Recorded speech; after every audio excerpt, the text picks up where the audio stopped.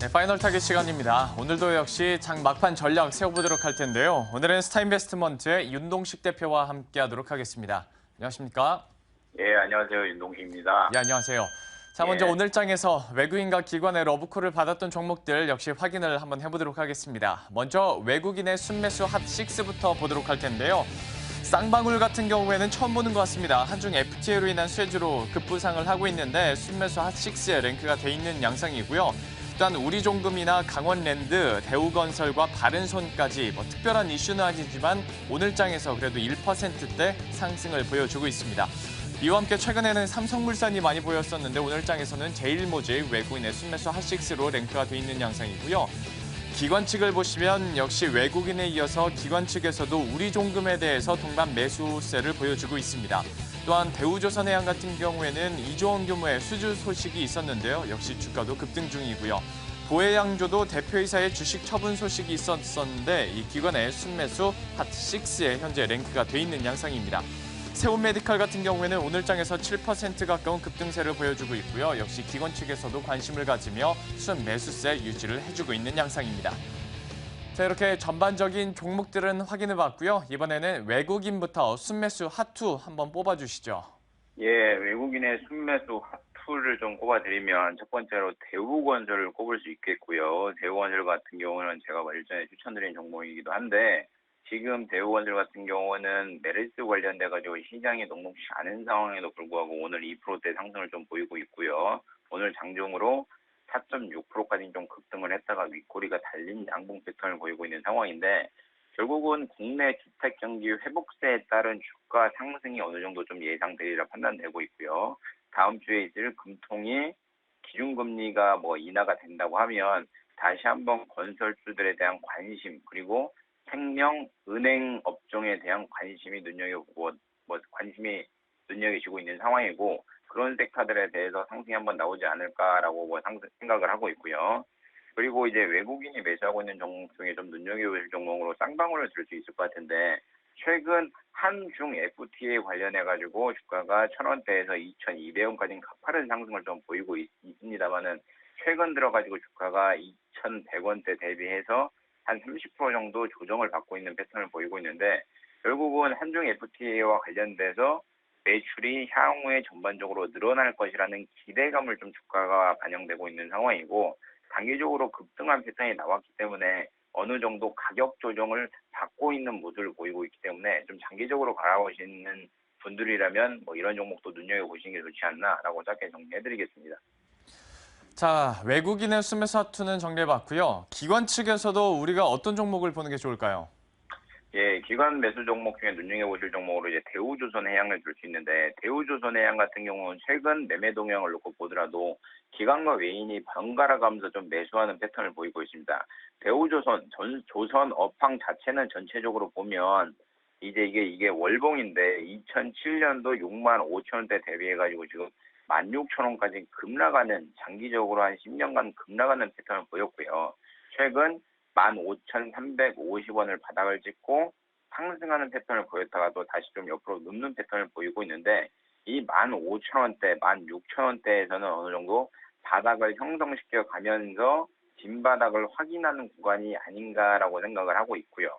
조선업황이 돌아서는지에 대해서는 최근 매매 동향을 놓고 아까 말씀드린 대로 매매 동향을 놓고 보면 결과론적으로는 조금 보면 외인과 기관이 매수하는 패턴을 보여주고 있는 것을 눈여겨보면 업황이 좀 개선될 기미가 보이지 않나라고 생각을 하고 있고 이제 기관이 매수하는 종목 중에 눈여겨보실 종목은 이제 보혜양조를 들 수 있을 것 같은데 보혜양조 같은 경우는 여름 시즌에 맞춰가지고 주가가 1,200원대부터 1,500원까지 급등하는 패턴을 보이는데 오늘 같은 경우도 대표이사 주식 전량 처분 소식에 조금 장중에 하한가까지 급락을 하는 패턴을 보였습니다. 이게 지금 1분봉을 지금 떠들고 있는데 하한가까지 급락을 했다가 계속 이제 올려가지고 아랫꼬리가 달린 지금 양봉으로 장을 마감하려는 패턴을 보이고 있는데 이 종목 같은 경우는 대주주인 이제 창의에탄올 같은 경우가 지분을 43% 정도 갖고 있기 때문에 대표이사가 주식을 전량 매도를 했다고 하더라도 단순한 그냥 매도이지 회사에 대한 불확실성이 아니라는 것이 좀 주가에 반영되고 있지 않나라고 정리를 해드리겠습니다. 자, 이렇게 해서 기관의 순매수 핫투 확인해 봤고요. 자, 이제 오늘장 20여 분 남아 있는데 오늘은 어떤 종목으로 전략을 짜볼까요? 예, 지금 거래소 시장도 그렇고요. 코스닥 시장도 그렇고 전체적으로 좀 장이 불안합니다. 5월 자체가 원래 장이 쉬어가는 장인데 뭐 든든히 갔기 때문에 6월 달에 변동성이 매우 클 거라고 판단되고 있고요. 그렇기 때문에 종목 선정 또한 신중해야 될 뿐더러 손절가 라인을 굉장히 정확히 지키시면서 투자하시는 전략이 계좌를 좀 빵빵하게 채우는 전략이 아니겠는가 생각을 하고 있고, 일단은 오늘의 추천주로는 리움쿠첸을 잡아드리겠습니다. 리움쿠첸 같은 경우는 지금 추천가로는 뭐 오늘 상승 나왔다가 윗꼬리를 좀 달고 2%대 지금 상승 패턴을 보이고 있는데, 추천가로는 종가에 매입하시는 전략을 추천드리겠고요. 목표가는 작게 13,500원, 손절가는 11,500원을 잡아드리겠습니다. 리움쿠첸 같은 경우는 여러 가지 모멘텀이 있는 상황인데 결국은 뭐 하나하나 짚어보면 캐시카우 뭐 역할을 했던 거죠. 역할을 했던 국내 전기밥솥 시장이 연간 6천억 정도의 사이즈가 되고 있고요. 300만 대 규모를 좀 자랑하고 있는 상황인 것 같습니다. 그러면 쿠쿠전자 같은 경우가 뭐 엊그제 실적 발표에서 상한가 연속으로 날아갔었죠. 쿠쿠전자 같은 경우가 비중을 MS를 한 60, 80% 정도 차지하고 있고 리움쿠첸이 한 32% 정도 차지하고 있기 때문에 결국은 쿠쿠전자의 매출이 증가된다. 이꼬르 리움쿠첸의 매출도 증가된다고 좀 보셔야 될 것 같고요.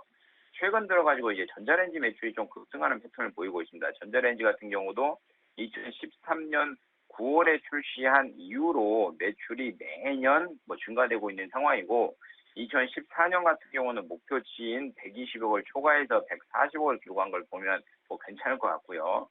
그리고 이제 항상 이슈가 되고 있는 중국 시장이죠. 중국 시장에 프리미엄 밥솥을 출시함과 동시에 매출가 전체적으로 늘어나는 것도 눈여겨보셔야 될 것 같고요.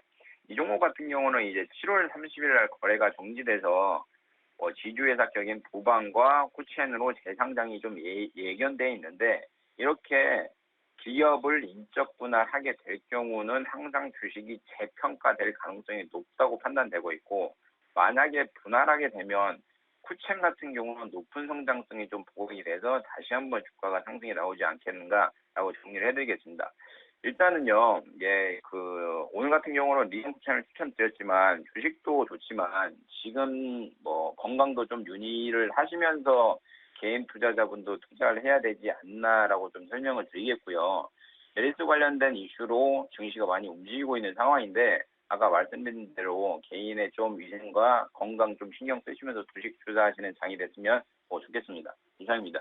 예, 리움쿠첸에 대해서 매수가는 오늘 종가로 말씀을 해주셨고요. 목표 주가 13,500원과 손절가 11,500원, 그리고 여러분들의 건강에 대한 당부 말씀까지도 해주셨습니다. 지금까지 스타인베스트먼트의 윤동식 대표와 함께했습니다. 고맙습니다. 예, 감사합니다.